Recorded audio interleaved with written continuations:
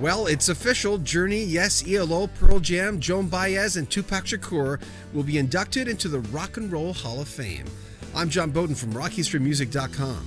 The class of 2017 will feature some deserving souls, some of the hardest working musicians in the business. First, Joan Baez, a folk legend who has had a love affair with music since the late 1950s. She recorded her first album the year I was born, in 1960. As well as being a gifted writer, she's also an interpreter. I loved her version of the late great Phil Oche's gorgeous There But For Fortune. Dylan's It's All Over Now, Baby Blue. Robbie Robertson and the band's The Night They Drove Old Dixie Down. And even the Beatles' Let It Be. How about her own Diamonds and Rust, a 70s hit about her relationship with Bob Dylan. Joan Baez was actually his muse for a while, and let's not forget, she played at Woodstock. In a statement, she said, "I never considered myself to be a rock and roll artist, but as part of the folk music boom which contributed to and influenced the rock revolution of the 60s, I am proud that some of the songs I sang made their way into the rock and roll lexicon. I very much appreciate this honor and acknowledgement by the Hall of Fame." And prog fans around the world were yelling, "At last, Yes will be inducted into the Rock and Roll Hall of Fame on their third ballot." Guitarist Steve Howe told Rolling Stone magazine, "It's a bit like waiting for a train. Maybe it's on time, but you just noticed waiting. I don't regret the wait. I just feel this is the right time." As for a reunion with Rick Wakeman, John Anderson, and Trevor Rabin, who formed an offshoot of Yes with ARW, Howe says, "I can't say. I don't know. I can't predict. It just depends on how it feels and what the communication is and what the spirit is." Rabin also spoke to Rolling Stone magazine about a possible reunion on stage. "I would imagine that any of the people inducted would possibly want to do it. I really haven't spoken to anyone yet, not even John or Rick." He also mentioned Tupac Shakur and his late bandmate, bass player Chris Squire, who would be watching from the heavens. I think it's a safe bet that maybe Roundabout will be played.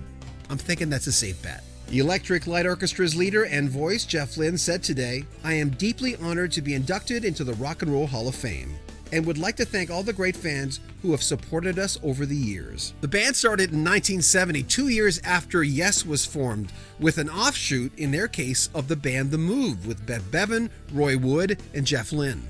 In 2014, Wood reunited with Lynne for his star on Birmingham's Broad Street Walk of Stars, where he called Wood a musical genius. Well, that genius left the band after their first album. Lynne and Richard Tandy are the only two original members of ELO that are still in the band. Interestingly, Lynne told Rolling Stone magazine a few years ago that he hadn't spoken to Bev Bevan in over 30 years. Their big hits include Can't Get You Out of My Head, Evil Woman, Telephone Line, Don't Bring Me Down, and loads of others. They had 7 top 10 hits in the US, 15 in the UK. I was never a grunge fan. In fact, I hated Nirvana, but I always liked Pearl Jam. The other Seattle grungers tweeted today, stoked about PJ's Rock Hall induction. Some of their biggest hits include Jeremy, Even Flow, Spin the Black Circle, Given to Fly, Last Kiss, and many others. I think it's safe to say Eddie Vedder and the boys will be there that night. Nile Rodgers will receive the Musical Excellence Award for his 11 nominations for the band Chic. He told Rolling Stone magazine, "It's sort of bittersweet. I'm quite flattered that they believed I was worthy, but my band Chic didn't win? They plucked me out of the band and said, 'You're better than Chic.' That's wacky to me. I'm flattered and I think it's cool, but I feel like someone put me in a lifeboat and told my family they can't get in."